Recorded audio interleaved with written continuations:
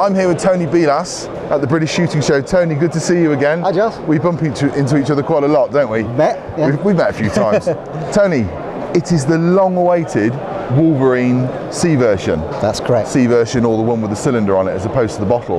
Yep. I mean, you started off with the 303, then the B type. Just tell us a bit more about this. Right, well, it's a new family of guns, the Wolverine family, and we started off with a 303 18 months ago, all that time up at the castle. I remember that, yeah. Put the castle up there, Charles. That's it, castle up there. Okay, all right, Tony. So we started off with the Wolverine 303. Yeah. What we needed to do was prove the engine. It was a new engine, new barrel, new caliber, and we wanted to get everything right. So we started off with a low production gun, high prestige 303 caliber, to prove the mark. Which has become very successful. Very successful, in fact more successful than we expected. Yeah. So much so that it put the low power version back a year because we had to use all the components up for the 303. Sure. So we then launched, the American market wanted a 22 caliber and they wanted a bottle gun. They needed more capacity. Yeah. So the next gun we launched was the bottle type, which made sense, was B for bottle. Absolutely. So we brought out the bottle type, and that has sold extremely well. Only launched at the end of last year. Yeah. We're still struggling to keep up with demand, and most of that demand is for export. Well, we travelled to America with that, didn't we? That's right. I did the high power version of that, and then I've just filmed, as you can see on the channel, the video for the B-type anyway. Yes. And that is just, as a rifle, as I say in the video, it's technologically a step forward to everything else, isn't it? Well, in that competition, I took basically a B-type to show people, a prototype one. I had no intention of shooting it, I was just took it to show, but I was shooting on the range and thought, do you know what, this is every bit as good as my Airwolf. Yeah. So I shot the B-type through all the competition, only used the Airwolf for the long range at the end where I needed a bit more oomph. Yeah. So it was a great gun, shot beautifully, and we came back and they've sold very well in the UK. Yeah. So now we brought out the C-type, which is the cylinder version. Now the UK market in particular likes air cylinders. Yes. It doesn't need 500cc, it doesn't need 400cc for that matter. It doesn't need these huge shot counts because we have 12 foot-pounds. Absolutely. So it makes sense for the UK market to have a cylinder. So what we've put on this rifle is a cut-down version of the 303 cylinder. So instead of having 300cc, we've got 200cc. Okay. We've added this fore-end rail in ballistic nylon.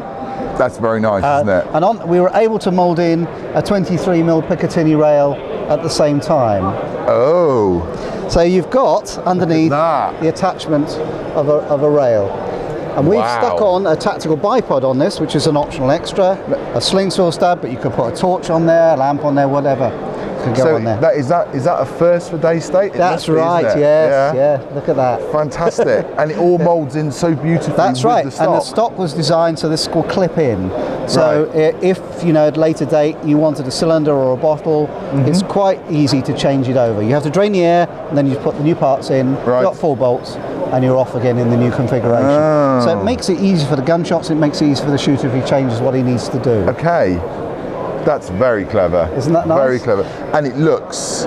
Yeah, it looks stylish. It's not over the top, I think. We were careful, we didn't want to look we wanted to go down a tactical route, but we didn't want to go too far. It's Daystate, it's not Armalite. So we wanted to keep it within sort of tasteful styling, traditional styling, and we think we've covered it with this rifle. No, it is absolutely beautiful. And you've got the engine that's in there. I mean, I call it the engine. Yeah, that's what we use. It's a one-piece aluminium block, basically. That's right. It's a solid block. In this case, on the low-power Wolverines, which is up to 30 foot-pound, they're using an Airgun, a 7075, and it's machined from one solid block. So there's a lot of action work going on in there. It means it's incredibly rigid. Your barrel's held same as the 303. Yes. And it just helps with the use. And we've got the ambidextrous bolt, which the user can change, and the anti-double load. On the firing, on the pin system, which you covered quite heavily on your last video. I covered on all that, and that little pin, as I said in the last video, no matter how hard, even with a super fast camera, we couldn't catch that pin going up. Always it's incredible. A better camera, Giles. Who's paying for the better camera, Tony? There's a budget involved here, and most of it goes on McDonald's. Anyway, so basically, what you've got there is you've got the B. Yes. With the cylinder change and the new configuration on the front, but all the workings are inside of the same. That's right, absolutely. And they're the proven workings. Proven workings from the A 303 version, from the B bottle version launched in October, and now finally the C version, which will be in the shops in April. I have to say, I mean, I've had the B version with me for 2.5, 3 months now, I suppose, near on, and I can't. And I'm not saying it just because I'm stood on the Daystate stand. You hate it, don't you? You hate I love it. I've had to bring it back today, and it's broken my heart because it literally, that magazine system, it just doesn't fail. It just seems to work. There's not much to go wrong. There's no, a there pin isn't. coming up, knocking off a catch. It's simple. But you say that in a simplistic way, but it's actually... Well, it's the genius of Harper to think of it in the first place. He rang us up and said at 12, I think it was 9 o'clock in the morning, said I had a Eureka last night at 4. I've been up since 4 designing it. Can you get in your car and have a look at it? And that was the pin system. Just like that. Absolutely incredible. We patented it, but still never seen anything like. The foreman at the time said I've been making these guns for 25 years and I've never thought of anything like that. So it just shows. And so everyone's going to ask, what sort of shot count? Well, on the 2.2, 12 foot-pound, they should do about 150 shots. Wow. The development rifles have been doing about that. Okay. Obviously, those are good shots. We're very conservative on our quotes, but about 150 shots per charge. That's fantastic. And we can also fit the 300cc from the 303. I suppose you could, couldn't you? Because the fittings are going to be the same. Absolutely right. Just specify it with a longer cylinder. It will affect your silencer choice. Yes, I'm just thinking that. Yeah, we fitted the XL silencer here, which is the new silencer for the Wolverine B, and we put that onto this rifle. You can see it looks the part. It looks absolutely beautiful. It is a beautiful piece of kit, and I love the way it's now customizable. I know it sounds really odd, but because you've got that rail on the bottom, and because you can possibly make that change. Well, we're trying to add a level of flexibility, not only for the customer, for the shops, for future-proofing it. So we've got all this going on at the same time. So you've got one gun, one stock, ambidextrous, completely ambidextrous now. With some flexibility of changing here. It's much easier if you upgrade from 12 to 30 foot-pounds of this rifle because everything's, not a whole lot's got to be changed. Obviously it can't be capable of doing over 12 foot-pounds as it comes out the factory. Once it comes back to the factory it can be remanufactured relatively easy up to 30 foot-pounds. Brilliant. And I say the ambidextrous bolt on the back, I mean, again, I showed that in my video as well. It's 2 screws. You undo 2 screws and you've got a left-handed rifle. And, you know, again, that is genius. So Tony, when can the public get their hands on these? Well, say 1st of April is the first shipment into the shops. Now, we've got, even though nobody knew what was coming, they knew something was coming, and we've got orders. It's just they expect it. So we pretty much full up for April delivery. So if the shop has already ordered, then they'll get them in April. And then we'll be catching up from there. But the B-type orders are backed up, and I'd like to apologise for people who are still waiting for B-type rifles. It's been quite amazing, the orders, and Manelli have been caught out a little bit because the wood is so much wider than any other gun. So they only had a limited amount of wood. So that's they're trying to fix that now. And that Turkish walnut is very sweet. Well, it's nice because by ordering the bigger size walnut, it does cause Manelli problems, but also it means the wood quality is higher. So you get a better quality wood for it. But it is, I promise you guys, when you get your hands on the B1, if you've got an order in, it's well worth it. It really is. What does it weigh? Have you got it's 3.6 kilos. So it's just under 8 pounds. That's without the scope or anything on. But we're there.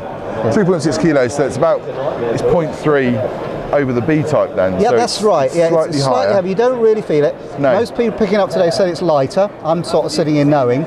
And one person who said, "Oh, I think it's heavier," so he was right. But it's 0.3 of a kilo. You know, it's not something. It's not going to make a lot of difference. I don't think you can go away and tell. It's something you'd have to know. But again, like I say, as I said before, the weight is not wasted, is it? No. You haven't. It's very much centrally mounted, and of course the stock is a Gary Kane design, so you've got all that pedigree in stock design, which helps it balance perfectly. It is absolutely beautiful, and I keep saying beautiful because it really genuinely is. Fantastic. So April the 1st. April 1st, Fool's Day. I wonder what you're going to do for that. And of course, Tony, this is the Wolverine C, but Daystate works with lots of premier manufacturers and premier retailers as well. That's right. We work with Boxall and Edmondson, who I think are a fantastic company. Earlier last year we did a special edition with them, 150 guns worldwide. And that is really coming to the end of its promotional time now, and the last few guns have been bought up by George Bate gun makers in Stafford. They've really taken it to heart and have done very well with it, and they're showing it at the show, and in fact I believe it's been modelled by Nick Cross himself. And they are 2 absolutely beautiful products, aren't they? That's right. I mean, they sit. You're not talking about Nick now, aren't you? I'm not talking about Nick, but they sit side by side with the presentation of the laser engraving is just absolutely beautiful. sure. That's right. Laser cut engraving is the way to go. They are able to get this fantastic level of finesse, which you can do with a hand engraving, but you've got to have months of time, dedicated craftsmen. They can do the same level of craftsman skill, but more on a computer these days. That's it. And they get it through these high-end lasers. And George Bates is one of your premier retailers. Yeah, they've done very well for Daystate over the last couple of years. A fantastic outlet. They're right in the middle of Stafford, so you can get to them. There's good parking in Stafford. So generally speaking, George Bates, good place to go, particularly Boxed Edmondson. Tony. Thank you very much, Charles. Thank you very much.